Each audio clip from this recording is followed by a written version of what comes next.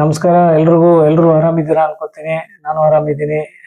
Welcome to ನೋಡಿ ಮಜಾ ಮಾಡಿ ಚಾನಲ್. ಏನಿಲ್ಲ, ನಮ್ಮ ವಿಮೆನ್ ರಿಸರ್ವೇಶನ್ ಬಿಲ್ 33% ಕೋಟಾ ಅದ್ರ ಮೇಲೆ ಒಂದು ವಿಡಿಯೋ ಮಾಡೋಣ ಅನ್ಕೊಂಡೆ. ಯಾಕಂದ್ರೆ ನಮ್ಮ ನ್ಯೂಸ್ ಚಾನಲ್ ಸೋಷಿಯಲ್ ಮೀಡಿಯಾ ಪ್ರಕಾರ ಹೋದ್ರೆ ನೀವು ಇದು ಸೀರಿಯಲ್ ಆಗ್ಬಿಡುತ್ತೆ. ಅವ್ರದ್ದೆಲ್ಲಾನು ಅಷ್ಟೇ, ಯಾವ್ದು ಹೇಳ್ಕೊಂಡು ಹೋಗ್ತಾ ಇರ್ತಾರೆ. ಅವನೊಂದ್ ಹೇಳ್ದ, ಇವಳೊಂದ್ ಹೇಳುದು, ಅಲ್ಲೊಂದಾಯ್ತು ಇಲ್ಲೊಂದಾಯ್ತು, ಯಾವ್ದಕ್ಕೂ ಕನ್ಕ್ಲೂಷನ್. ಸೀರಿಯಲ್ ಆದ್ರೂ ಒಂದ್ ದಿವಸ ಮುಗಿತೆ ವಿತ್ ಕನ್ಕ್ಲೂಷನ್. ಬಟ್ ನ್ಯೂಸ್ಗಳು ನಾಪತ್ತೆ ಆಗ್ಬಿಡ್ತವೆ, ಕನ್ಕ್ಲೂಷನ್ ಇಲ್ಲದೆ ಒಂದ್ ಅಷ್ಟು ದಿವಸ ಓಡಿಸ್ತಾರೆ, ಬಿಟ್ಬಿಡ್ತಾರೆ. ಅದಕ್ಕೋಸ್ಕರ ನನಗೆ ಗೊತ್ತಿರೋ ನಾಲೆಜ್ ಶೇರ್ ಮಾಡ್ತೀನಿ.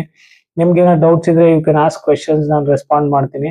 ಬಟ್ ಇದೆಲ್ಲ ಇನ್ಫಾರ್ಮೇಶನ್ ಗೂಗಲ್ ನಲ್ಲಿ ಇದೆ, ಗವರ್ಮೆಂಟ್ ವೆಬ್ಸೈಟ್ಸ್ ಅಲ್ಲಿ ಇದೆ, ನೀವು ಬೇಕಾದ್ರೆ ನೋಡ್ಬೋದು. ಓಕೆ, ಸೊ ಏನಾಯ್ತು April 16th? What is this constitutional amendment 131 women reservation bill? ಏನು ಇದು? ಸೊ ಇದು ಏನಂದ್ರೆ, ಕೆಲವು ಕಾಂಟ್ರವರ್ಸಿ ಪ್ರಕಾರ 2023 ನಲ್ಲಿ ಆಗ್ಬಿಟ್ಟಿತ್ತು, ಇವಾಗ ಏನು ಅಂತ ನೋಡಿ. ಅವ್ರು ಎಷ್ಟು ಬ್ರಿಲಿಯಂಟ್ ಆಗಿ ಹೇಳಿ 2023 ಅಲ್ಲಿ ಆಗಿತ್ತು ಅಂತ ಹೇಳಿದ್ರು. ಏನಾಗಿತ್ತು ಅಂತ ಹೇಳಿಲ್ಲ. ಅಲ್ಲಿ 2 ಕಂಡೀಷನ್ ಇತ್ತು. What are those 2 condition? ಹೊಸದಾಗಿ ಸೆನ್ಸಸ್ ನಡಿಬೇಕು ಅಂತ. ಹೊಸದಾಗಿ ಸೆನ್ಸಸ್ ಅಂದ್ರೆ ಏನು? ಹೊಸದಾಗಿ ಪಾಪ್ಯುಲೇಷನ್ ಕ್ಯಾಲ್ಕುಲೇಟ್ ಆಗ್ಬೇಕು ಅಂತ ಒಂದು. ಅಲ್ಲಿ ಹೊಸದಾಗಿ ಪಾಪ್ಯುಲೇಷನ್ ಡಿಲಿಮಿಟೇಷನ್ ಆಗ್ಬೇಕು. ಹೊಸದಾಗಿ ಡಿಲಿಮಿಟೇಷನ್ ಅಂದ್ರೆ ಏರಿಯಾ ಡಿವೈಡ್ ಮಾಡ್ಕೊಳ್ಳೋದು.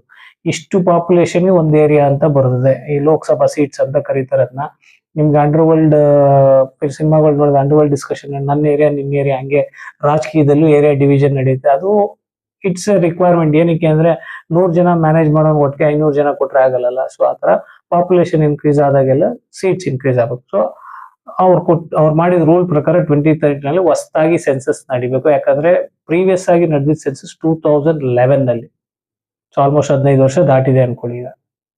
ಸೊ ಈಗ ಹೊಸದಾಗಿ ಸೆನ್ಸಸ್ ನಡಿಬೇಕು, ಅದ್ರ ಪ್ರಕಾರ ಏರಿಯಾ ಡಿವೈಡ್ ಆಗುತ್ತೆ. ಅದ್ರ ಪ್ರಕಾರ ಈ ರೂಲ್ ನ ಇಂಪ್ಲಿಮೆಂಟ್ ಮಾಡಬೇಕು ಅಂತ ಅವರು ಡಿಸೈಡ್ ಮಾಡಿದ್ರು ಅವಾಗ. ಈಗ ಹೊಸ ಬಿಲ್ ಅಲ್ಲಿ 131 ಅಲ್ಲಿ ಏನ್ ಮಾಡಿದ್ರು ಮೋದಿ ಗವರ್ಮೆಂಟ್, ಗ್ಯಾಮ್ಲಿಂಗೋ ಏನೋ ಅನ್ಕೋಬಹುದು ನೀವು, ಅವರು ಆ ಹಳೆ ರೂಲ್ ನ ರದ್ದು ಮಾಡಿ ಹೊಸ ಸೆನ್ಸಸ್ ಬೇಡ, 2011 ಸೆನ್ಸಸ್ ಪ್ರಕಾರನೇ ಹೋಗ್ಲಿ. ಆಯ್ತಾ? ಈ ಡಿಲಿಮಿಟೇಷನ್ ರೂಲ್ ನ ಟ್ಯಾಕಲ್ ಮಾಡ್ಲಿಕ್ಕೆ ಏನ್ ಮಾಡಿದ್ರು, ಲೋಕಸಭಾ ಸೀಟ್ಸ್ ಈಗ 543 ಇದೆ, ಅದನ್ನ 850 ಮಾಡೋಣ ಅಂತ 2 ರಿಕ್ವೆಸ್ಟ್ ಇಟ್ರು. ಈ ಎರಡಕ್ಕೂ ಅಪೋಸಿಷನ್ ಬರುತ್ತೆ ಅಂತ ಅವ್ರಿಗೆ ಗೊತ್ತಿತ್ತು. ಒಪ್ಕೊಳ್ಳೋದು, ವಿರುದ್ಧವಾಗಿರೋದು ಅದೆಲ್ಲ ಎಲ್ಲ ಕಡೆ ಕಾಮನ್. ಬಟ್ ಇದನ್ನ ಖಂಡಿತವಾಗಿ ವಿರೋಧಿಸೋರು ಜಾಸ್ತಿ ಇರ್ತಾರೆ ಅಂತಾನು ಗೊತ್ತಿತ್ತು ಅವ್ರಿಗೆ. ಏನಕ್ಕೆ ಅಂದ್ರೆ ಇದರಿಂದ ಇಂಪ್ಯಾಕ್ಟ್ ಆಗೋದು ಯಾರಿಗೆ? ಸೌತ್ ಸ್ಟೇಟ್ಸ್ ಅಲ್ಲಿ ಏನಾಯ್ತು ಅಂದ್ರೆ, ಈ ಲೋಕಸಭಾ ಸೀಟ್ಸ್ ಇನ್ಕ್ರೀಸ್ ನ 1970 ನಲ್ಲಿ ಫ್ರೀಸ್ ಮಾಡ್ತಾರೆ. ಫ್ಯಾಮಿಲಿ ಪ್ಲಾನಿಂಗ್ ಇದ್ ಮಾಡ್ಬೇಕು ಅಂತ. ಸೊ ಆ ಫ್ಯಾಮಿಲಿ ಪ್ಲಾನಿಂಗ್ ರೂಲ್ ನ ಸೀರಿಯಸ್ ಆಗಿ ತಗೊಳ್ಳೋ ಸ್ಟೇಟ್ಸ್ ಯಾವ್ದು ಅಂದ್ರೆ ಸೌತ್ ಸ್ಟೇಟ್ಸ್. ನಾರ್ತ್ ಅವರು ತಲೆ ಕೆಡಿಸ್ಕೊಳ್ಳಲ್ಲ.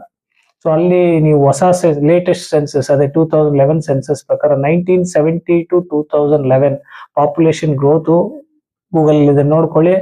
ಡೇಟಾ ಪ್ರಕಾರ ನಾರ್ತ್ ಅಲ್ಲೆಲ್ಲ 160-150 ಪ್ಲಸ್ ಪಾಪ್ಯುಲೇಷನ್ ಗ್ರೋತ್ ಆಗಿದೆ ಪರ್ಸೆಂಟೇಜ್ ವೈಸ್. ನಮ್ಮ ಕರ್ನಾಟಕ ಒಂದೇ 100% ದಾಟಿರೋದು. ಮಿಕ್ಕಿದ ಸ್ಟೇಟ್ಸ್ ಎಲ್ಲ ನಮ್ಮ ತಮಿಳ್ನಾಡು, ನಮ್ಮ ಆಂಧ್ರ, ನಮ್ಮ ಕೇರಳ ಎಲ್ಲ ಕಮ್ಮಿ ಇದಾವೆ. ಅದರಲ್ಲೂ ಕೇರಳದವ್ರು ಓದಲ್ಲಿ ಜಾಸ್ತಿ ಮಾಡಿ ಅವ್ರೆಲ್ಲರಿಗಿಂತ ಲೀಸ್ಟ್ ಆಗ್ಬಿಟ್ಟಿದ್ದಾರೆ.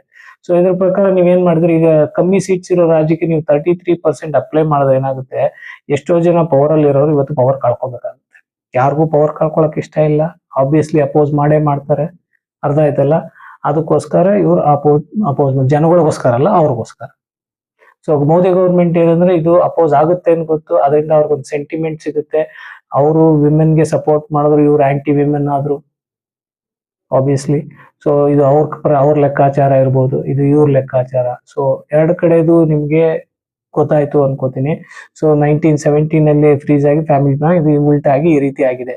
ಸೊ ಇನ್ನು ಏನಾದ್ರು ಡೌಟ್ಸ್ ಇದ್ರೆ ಕೇಳಿ, ನಿಮ್ಗೆ ಕ್ಲಿಯರ್ ಆಗಿ ಅರ್ಥ ಆಯ್ತು ಅನ್ಕೋತೀನಿ. It is just about new census ಬೇಕೋ ಬೇಡವೋ ಅದ್ರ ಪ್ರಕಾರ ಡಿಲಿಮಿಟೇಷನ್, ಏರಿಯಾ ಡಿವೈಡ್ ಮಾಡೋದು. ಏರಿಯಾ ಡಿವೈಡ್ ಮಾಡೋದ್ರಿಂದ ಏನಾಗುತ್ತೆ, ನಿಮ್ಗೆ number of seats allocation north ಗೆ ಜಾಸ್ತಿ ಆಗುತ್ತೆ, ಯಾಕಂದ್ರೆ ಅಲ್ಲಿ ಪಾಪ್ಯುಲೇಷನ್ ಜಾಸ್ತಿ ಆಗಿದೆ. ಸೌತ್ ಗೆ ಕಮ್ಮಿ ಆಗುತ್ತೆ.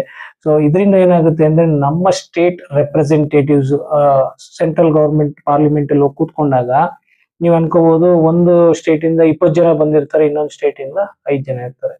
ಆ ರೀತಿ ವೇರಿಯೇಷನ್ ಆಗುತ್ತೆ ಅಂತ. ಪ್ಲಸ್ ನಿಮ್ಗೆ ಗೊತ್ತಿದೆಯೋ ಇಲ್ವೋ, 28 ಸ್ಟೇಟ್ ಅಲ್ಲಿ ನಮ್ಮ ಇಂಡಿಯಾದಲ್ಲಿ 28 ಸ್ಟೇಟ್ಸ್ ನಲ್ಲಿ ಮೇಜರ್ ಸ್ಟೇಟ್ಸ್ 8 ಇರೋದು. ಇನ್ನೆಲ್ಲ ಮಿಕ್ಕಿದ್ದೆಲ್ಲ ಬರೀ 1, 2, 3, 4, 5 ಸೀಟ್ಸ್ ಇದಾವೆ. 20 ಮೇಲೆ ಇರೋದು ಬರೀ 1 8. ಅದರಲ್ಲಿ ತುಂಬಾ ಜಾಸ್ತಿ ಇರೋದು ನಾರ್ತ್ ಅವರು, ಸೌತ್ ಅಲ್ಲಿ ರೀಸನಬಲ್ ಆಗಿದ್ದಾರೆ. ಸೊ ನೀವೇ ಅರ್ಥ ಮಾಡ್ಕೊಳ್ಳಿ ಏನಕ್ಕೆ ಅಪೋಸ್ ಮಾಡ್ತಾರೆ ಅಂತ. ಇನ್ಫಾರ್ಮೇಶನ್ ಗೊತ್ತಾಯ್ತು ಅನ್ಕೋತೀನಿ.